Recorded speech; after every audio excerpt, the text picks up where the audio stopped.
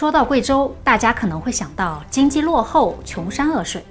不知道什么时候开始流传着这样一句话：天无三日晴，地无三尺平，人无三两银。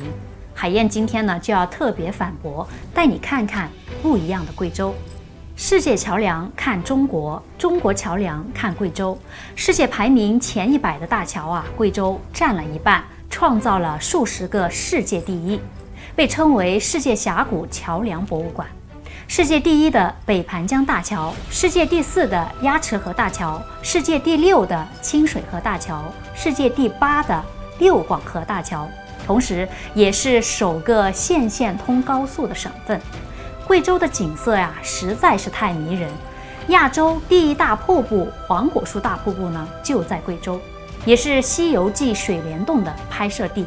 世界上最大的天然花园百里杜鹃，贵州的味道呢驰名中外。中国3大名酒之一的茅台，家家必备的老干妈都在贵州。这里有全世界最大的苗寨西江千户苗寨，世界上最大最古老的侗寨肇兴侗寨，中国最后的枪手部落边沙苗寨也都在贵州。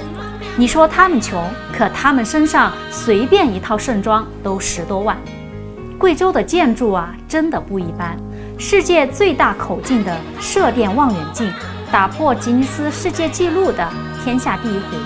贵州的城市各有风采，名城贵阳、良都、六盘水，红色圣地遵义，瀑布之乡安顺，花海洞天毕节，黔东南地球绿宝石，黔南喀斯特博物馆。